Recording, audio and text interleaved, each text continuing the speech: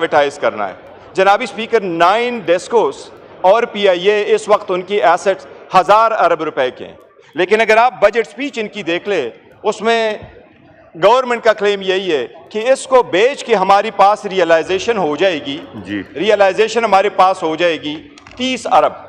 तो ये लॉजिक लोगों को समझाए कि 1000 अरब का बेच के 30 अरब रुपए कहाँ की लॉजिक है। ठीक है। दूसरी बात PIA से रिलेटेड बहुत अहम है और वो लीगल है, ये उसकी ज़रूर कराए ये हो नहीं सकता। सबसे पहली बात यह है कि ये सुप्रीम कोर्ट की ही स्टील मिल का डिसीजन है जिसमें यही कहा गया है कि स्टील मिल के डिसीजन में कि अगर आपने ये एसेट प्राइवेटाइज करने हैं तो आपने CCI का अप्रूवल ज़रूर लेना है। गवर्नमेंट ने अपने बजट में ये कहा है कि हमने अप्रूवल लिया है लेकिन नवंबर 2023 में अप्रूवल लिया है, तो ये मानते हैं कि CCI का अप्रूवल लेना ज़रूरी है। अब ख्वाजा आसिफ का केस आया था सुप्रीम कोर्ट में, ये सुप्रीम कोर्ट जा चुके थे, सुप्रीम कोर्ट ने डिसीजन दे दिया था 2013 से वो इनफील्ड है, उसी पे अमल दरामद होता है और वो यही है कि ये जो अप्रूवल है ये केयर टेकर सेटअप नहीं दे सकती, इसलिए इन्होंने इसका भी ये बीच में ऐड कर दिया था। मेरी इससे गुजारिश होगी कि इस पे ज़रूर होना चाहिए। सेकंड, उससे रिलेटेड जनाबी स्पीकर इनकम टैक्स में ये एक अमेंडमेंट करना चाह रहे हैं।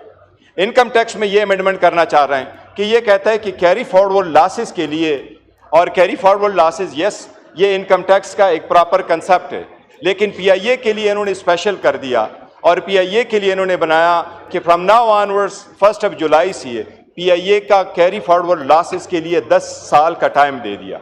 ये 10 साल का टाइम आप क्यों दे रहे जबकि आप ऑलरेडी PIA का जो खसारा है वो आप दूसरे पाक को जा चुके। जनाब स्पीकर मैं एक गुजारा करूंगा जी, रिवाइंड अप कीजिए। लोगों को कहा जा रहा है कि आप फाइलर बन जाओ, अगर नहीं है तो ना आपको पासपोर्ट मिलेगा ना अप्लाई कर सकते हैं। मैं आपको 2-3 चीजें गुजार करा रहा हूं। जब तक ये BR के स्ट्रक्चर में चेंजेस नहीं करते इनको कभी ना टैक्स नेट बढ़ेगा न इनकी टारगेट कभी रीच होंगी। जिस तरह इस वक्त 38% उन्होंने लास्ट ईयर के जो कटअप टारगेट डेट रखा था उससे बढ़ा दिया, जबकि लास्ट ईयर ये फेल हो चुके।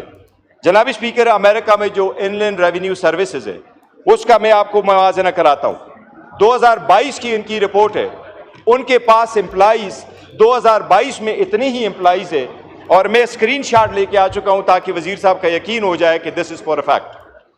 2022 की रिपोर्ट के मुताबिक उसके पास इतने एम्प्लॉइज है जितने एम्प्लॉइज उनके पास 1970 में थे, 15,000, और 15,000 एम्प्लॉइज के साथ उन्होंने 240 कॉल्स को आंसर किया, 24 करोड़ कॉल्स को उन्होंने आंसर कर लिया।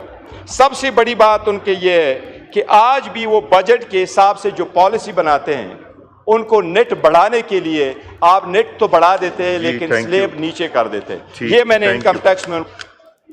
थैंक यू जी। जरताज गुल साहबा।